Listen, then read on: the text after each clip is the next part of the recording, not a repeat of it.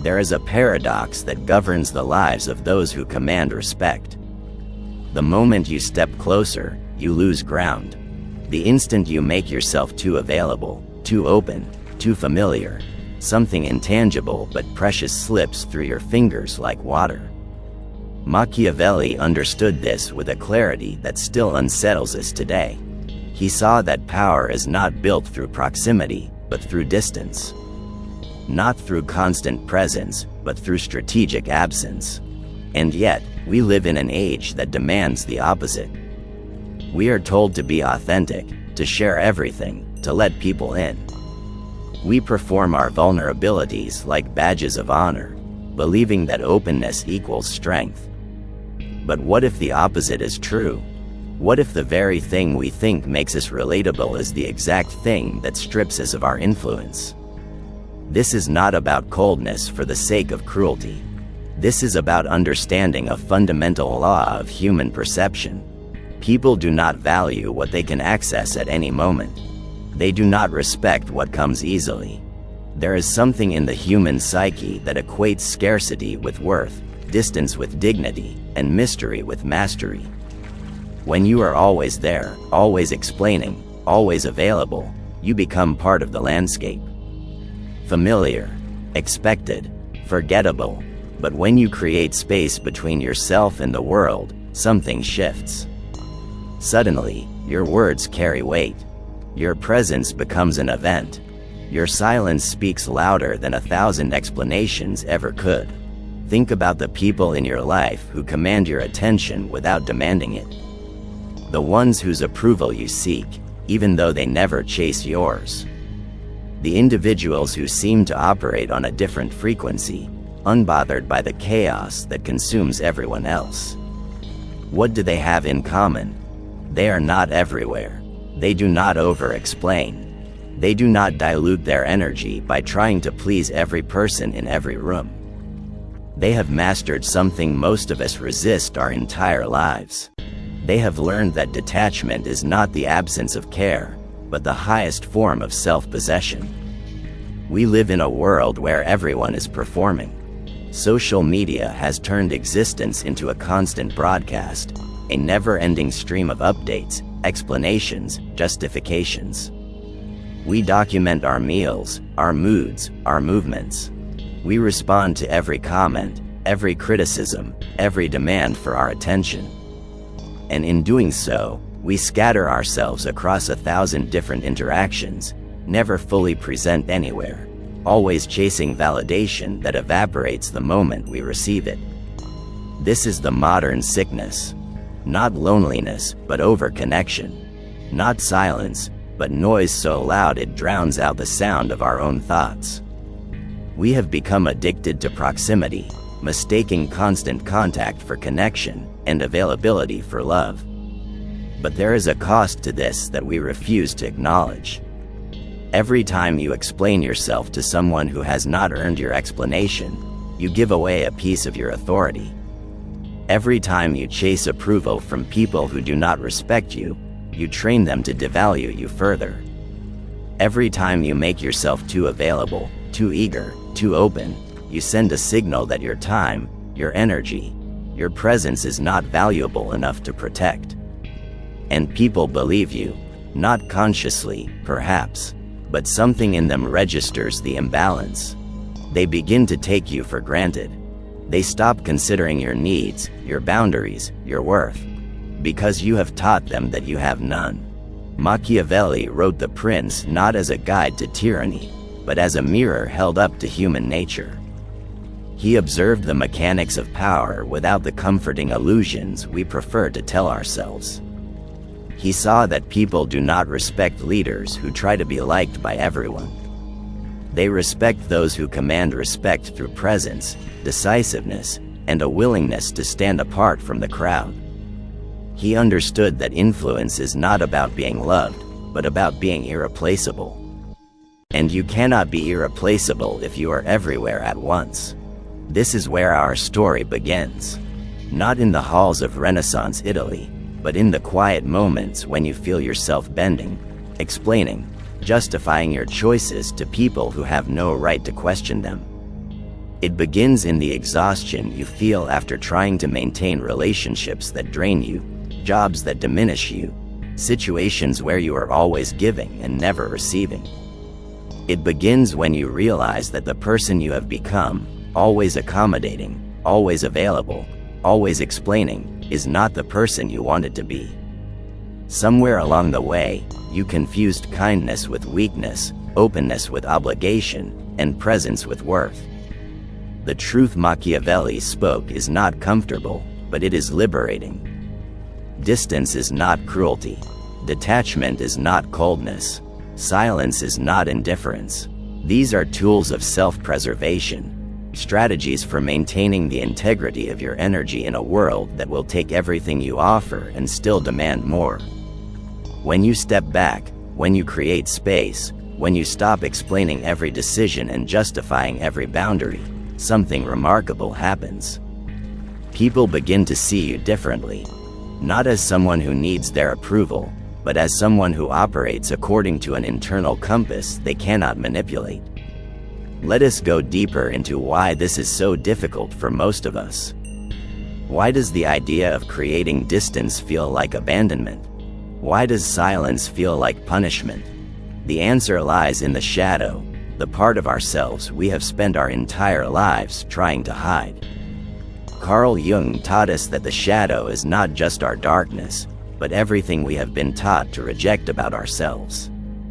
For many of us, that includes our power, our right to say no, our ability to walk away, our willingness to let people be disappointed without rushing to fix their feelings.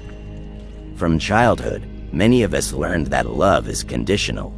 We were rewarded for being accommodating, for explaining ourselves, for making ourselves small so others could feel comfortable. We learned that our worth was measured by how much we could give, how available we could be, how little space we took up. And so we developed a persona, a mask that hides our true needs behind a smile that says everything is fine. We became experts at reading rooms, at adjusting ourselves to fit whatever was expected, at explaining away our boundaries before anyone even questioned them. This became our survival strategy. But what keeps you safe as a child will destroy you as an adult. The shadow knows this. Deep down, beneath all the explaining and accommodating, there is a part of you that is tired. Tired of performing, tired of justifying, tired of making yourself available to people who would never do the same for you. This part of you knows that you deserve better, that your energy is sacred, that your presence should be a gift, not a given. But you have been taught to suppress this knowledge. You have been told that wanting distance is selfish, that needing space is cold, that protecting your energy is cruel. And so you override your instincts. You silence the voice that says enough. You push down the anger that rises when someone takes you for granted. You explain when you should walk away. You stay when you should leave. This is the internal conflict that keeps most people trapped. On one hand, you know you are giving too much, bending too far, explaining too often. On the other hand, you fear what will happen if you stop. Will people think you are arrogant? Will they reject you? Will they accuse you of changing, of becoming cold, of losing your kindness? These fears are real, but they are also smokescreens. What you are really afraid of is discovering that you were right all along. That the people who only value you when you are accommodating never valued you at all. That the relationships held together by your constant effort will fall apart the moment you stop performing. That your worth was never in question, except in your own mind. Every time you justify yourself to someone who has not earned your justification, it is the shadow speaking. The part of you that still craves permission to exist, to take up space, to matter without working for it every single day. This is the wound that drives the behavior. Not generosity, but the belief that you must earn your place in every room, every relationship, every interaction. And so you over-explain, hoping that if you can just make them understand, they will finally see your value. But understanding is not the problem. Respect is. And you cannot demand respect by explaining yourself into exhaustion. You command it by refusing to participate in your own diminishment. Think about the last time you felt invisible in a relationship, a friendship, a workplace. The pattern is always the same. You were there, present, available, helpful. You responded quickly to messages. You accommodated schedules. You explained your perspective clearly and patiently. And still, you were overlooked. Your needs were secondary.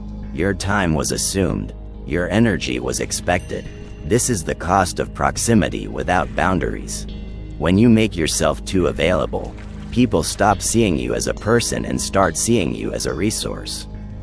Something to be used when needed and ignored when not. The emotional toll of this is immense, though we rarely name it. There is a particular kind of exhaustion that comes from constantly managing other people's perceptions of you. From explaining your choices, defending your boundaries, justifying your needs. It is a bone-deep weariness that no amount of rest can touch, because it is not physical. It is spiritual. It is the fatigue of abandoning yourself over and over again in the hope that someone else will finally value what you refuse to value in yourself. And the cruel irony is that they never do. Because people treat you the way you teach them to treat you. And when you teach them that your boundaries are negotiable, your time is unlimited, and your energy is free, they believe you. But beneath this exhaustion, there is something else. Resentment. It builds slowly, quietly, in the background of your accommodating smile. Every time you say yes when you mean no. Every time you explain yourself to someone who will not listen. Every time you make yourself available to someone who would never do the same for you. The resentment grows, not because you are a bad person, but because some part of you knows this is wrong. Knows that you are betraying yourself. Knows that the life you are living, the person you have become, is a compromise you never consciously agreed to. This resentment is not the enemy. It is a signal.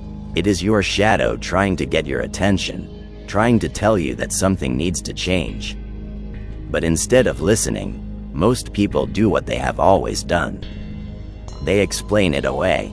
They tell themselves they are being too sensitive, too demanding, too selfish. They double down on the very behaviors that are destroying them, believing that if they just try harder, give more, explain better, things will change. But they will not, because the problem is not that people do not understand you. The problem is that you have trained them not to respect you. Now we arrive at the mechanism itself, the hidden architecture that makes Machiavelli's law of distance so powerful and so necessary. Society rewards conformity and punishes deviation. It rewards those who make themselves accessible, who explain themselves, who accommodate without question. Not because this is good for the individual, but because it is convenient for the collective. A person who constantly explains themselves is easier to control. A person who is always available is easier to exploit. A person who never creates distance is easier to take for granted. The system does not want you to be powerful. It wants you to be compliant. Nietzsche saw this clearly when he wrote about the herd mentality, the way society flattens individuality into sameness. The herd needs everyone to think alike, act alike, want alike. Because deviation threatens the comfortable illusion that the way things are is the way things must be. When someone steps back, creates distance, refuses to explain themselves, they break the social contract that keeps everyone else in line. They become a reminder that another way is possible, that you do not have to accommodate everyone, that your energy is yours to guard, that silence is not a failure to communicate, but a refusal to participate in your own diminishment. This is why distance makes people uncomfortable. Not because it is cruel, but because it forces them to confront their own lack of boundaries. When you stop over-explaining, people who are used to your explanations feel entitled to them.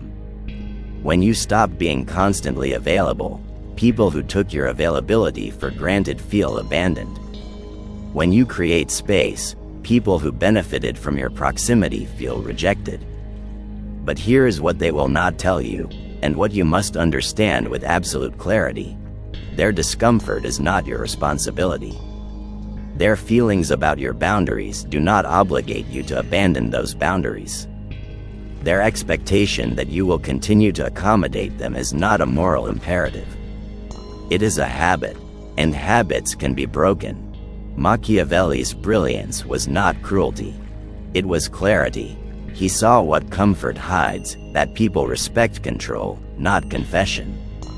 That influence comes from strategic restraint, not constant availability. That power is conserved, not scattered. He understood that the leader who tries to explain every decision, who makes themselves accessible to every complaint, who accommodates every demand, loses the very authority they are trying to maintain. Not because people are inherently ungrateful, but because familiarity breeds contempt. When there is no mystery, no distance, no scarcity, there is no respect. This applies beyond leadership in the traditional sense. It applies to every relationship, every interaction, every dynamic where power is exchanged. The person who is always chasing, always explaining, always available, gives their power away with every interaction. The person who creates distance, who guards their energy, who lets silence carry their truth, conserves their power and increases their value. This is not manipulation. This is self-preservation. This is understanding that your energy is finite and your worth is not determined by how much of yourself you give away. Let me be clear about what this law means in practice. It means that when someone questions your motives, you do not owe them a dissertation on your decision-making process. A simple statement is enough. It means that when someone demands your time without respecting your schedule, you do not need to justify why you are unavailable. Your time is yours to allocate.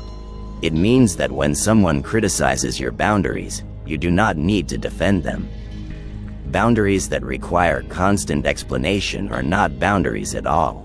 They are negotiations, and you are not negotiating your right to protect your own energy. This is where the ethical question arises, the one that makes people hesitate. Is not silence manipulation? Is not distance a form of game playing? Is this not just another way of controlling people? The answer depends entirely on your intention. There is a difference between strategic restraint and dishonest withholding. Strategic restraint means you choose carefully when and how to engage, based on respect for your own energy and clear assessment of the situation. Dishonest withholding means you intentionally mislead people or create confusion for personal gain. The first is wisdom. The second is manipulation. The difference lies in integrity. Are you creating distance to protect your energy and maintain your dignity? Or are you creating distance to punish someone or control them? Are you choosing silence because you have nothing to prove, or because you want them to suffer in uncertainty? Are you stepping back because you recognize a relationship is unbalanced, or because you want to make them chase you? The intention matters. Machiavelli's law of distance is not a tool for manipulation. It is a framework for self-respect. It is the understanding that you do not owe everyone access to your inner world, your decision-making process, your emotional landscape.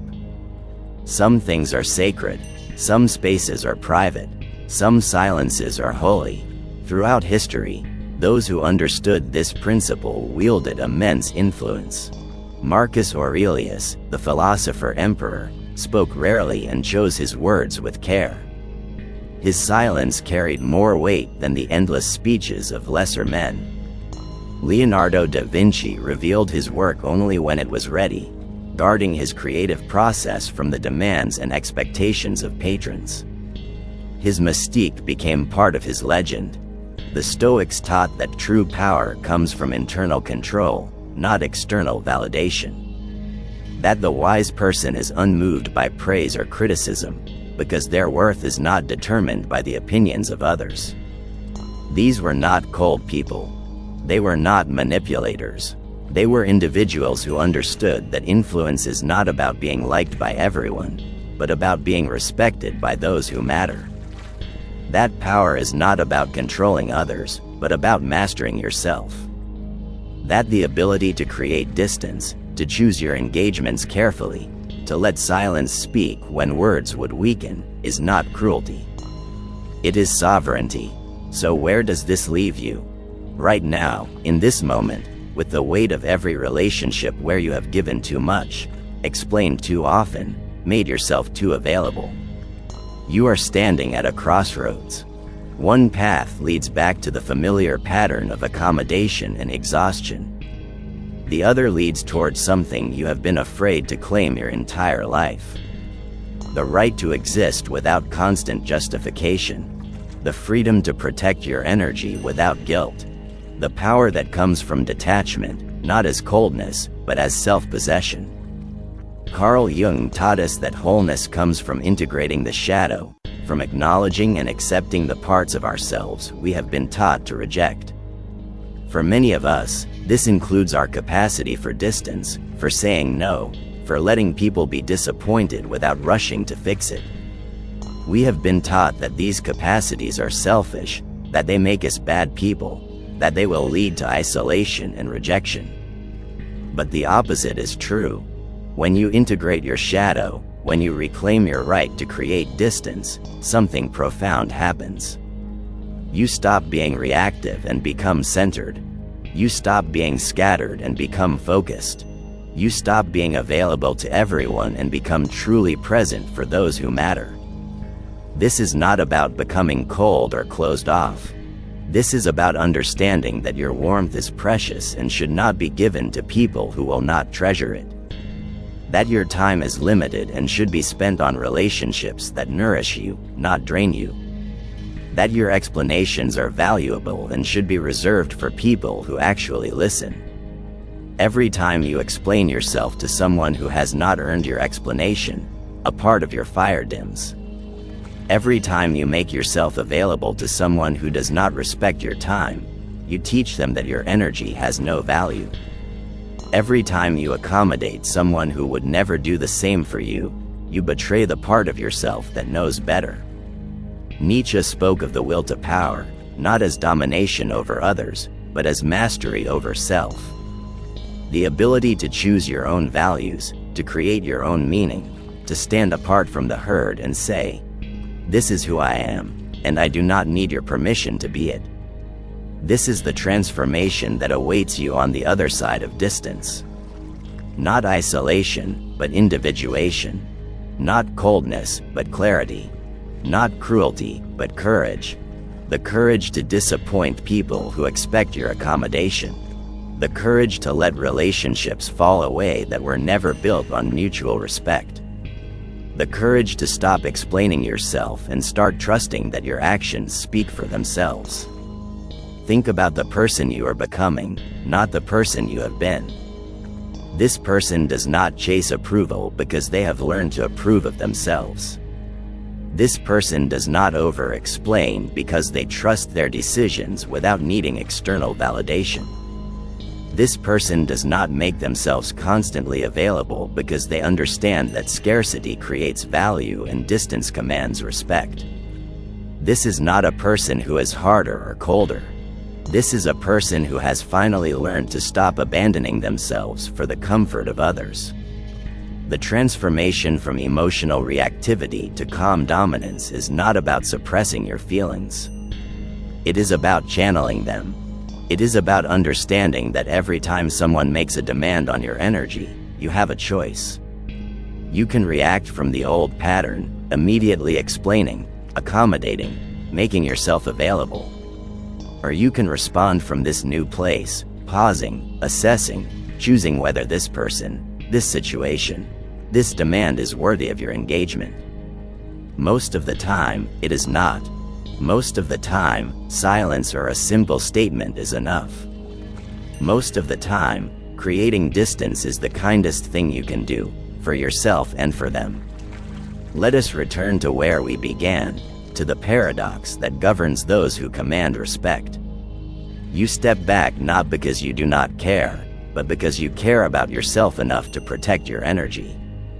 You create distance not to punish others, but to honor your own needs. You choose silence not because you have nothing to say, but because you have learned that words without scarcity have no weight. You stop explaining not because you are cold, but because you have learned that silence is the language of the strong.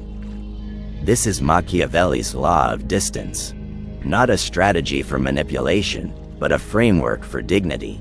Not a path to isolation, but a gateway to true connection, the kind that can only exist when both people respect themselves enough to create space. Next time someone questions your motives, pause before responding. Feel the old urge to explain yourself, to justify your choices, to make them understand. And then let it pass. Let silence carry your truth. Let your actions speak. Let them sit with their discomfort without rushing to fix it. This is not cruelty. This is respect. For yourself, first, and only then, for them. The world will always demand explanations. It will always ask you to justify your boundaries, to accommodate its expectations, to make yourself smaller so others can feel bigger. But the wise understand something the world refuses to accept. Power does not explain. It simply is. Influence does not chase validation. It creates space and lets others come to it. Respect is not earned by bending. It is commanded by standing still. Machiavelli's wisdom was never about cruelty. It was about conserving energy in a world that will drain you dry if you let it. It was about understanding that distance is not the opposite of connection, but the foundation of respect. It was about recognizing that you cannot be powerful and present everywhere at once. You must choose. And when you choose yourself, when you protect your energy, when you create the distance necessary to maintain your dignity, something remarkable happens. People stop taking you for granted. Your words carry weight. Your presence becomes meaningful, not because you played games, but because you finally understood that your worth was never in question. Only your willingness to defend it. If you are drawn to ideas like this, to the wisdom of thinkers who saw human nature clearly and spoke truth without comfort, then stay with us. Subscribe to this channel, because this is just the beginning of a deeper conversation about power, self-mastery, and the courage it takes to stop explaining yourself to a world that will never be satisfied with your explanations. The journey of becoming someone who commands respect without demanding it starts with a single step back. Take it.